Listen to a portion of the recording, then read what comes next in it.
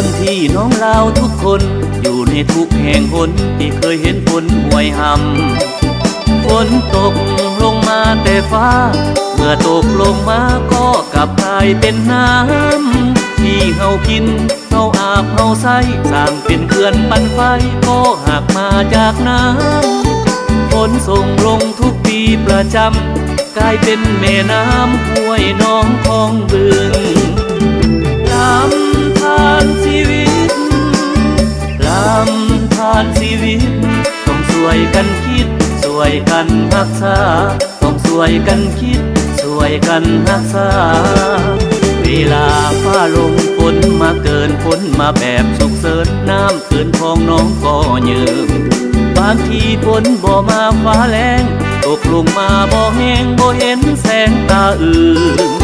ต้องช่วยกันขุดคลองป้องปายเพื่อเกษตรทั่วไป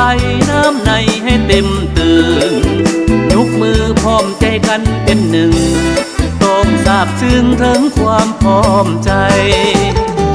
ลำธารชีวิตลำธารชีวิตต้องช่วยกันคิดช่วยกันรักษา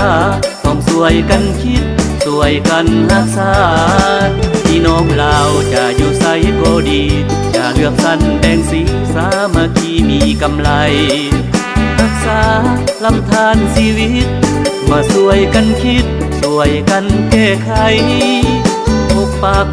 รักษาเพื่อชาตินำบ่ให้ขาดให้สะอาดสดใสพร้อมกันรักษาเอาไว้สายน้ำสายใจบ่ให้มีมลพิษลำธารชีวิตลำธารชีวิตต้องช่วยกันคิดช่วยกันรักษาต้องช่วยกันคิดช่วยกันรักษา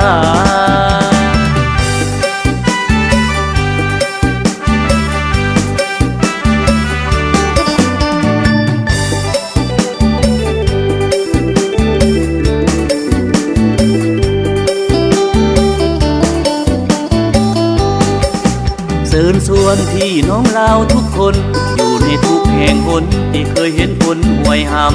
ำฝนตกลงมาแต่ฟ้าเมื่อตกลงมาก็กลับกลายเป็นน้ำที่เฮากินเฮาอาบเฮาใช้สร้างเป็นเขื่อนปั่นไฟก็หากมาจากน้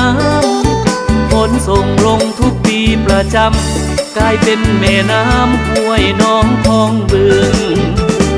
ลำธารชีวิตลำธารชีวิตต้องช่วยกันคิดช่วยกันรักษาต้องช่วยกันคิดช่วยกันรักษาเวลาฟ้าลงฝนมาเกินฝนมาแบบสุกเสริญน้ำเกินคลองน้องก็เยิมบางทีฝนบ่มาฟ้าแรงตกลงมาบ่แห้งบ่เห็นแสงตาอื่นต้องช่วยกันขุดคลองป้องปายเพื่อเกษตรทั่วไปน้ำในให้เต็มตื่นยกมือพร้อมใจกันเป็นหนึ่งต้องซาบซึ้งถึงความพร้อมใจลำธารชีวิตลำธารชีวิตต้องช่วยกันคิดช่วยกันรักษาต้องช่วยกันคิดช่วยกันรักษา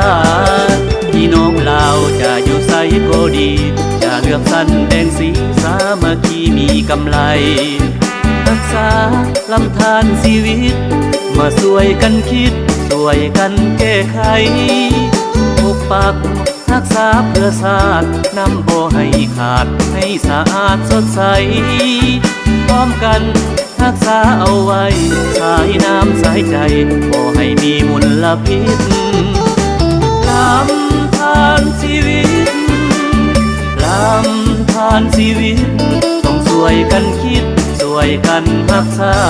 ต้องช่วยกันคิดช่วยกันรักษา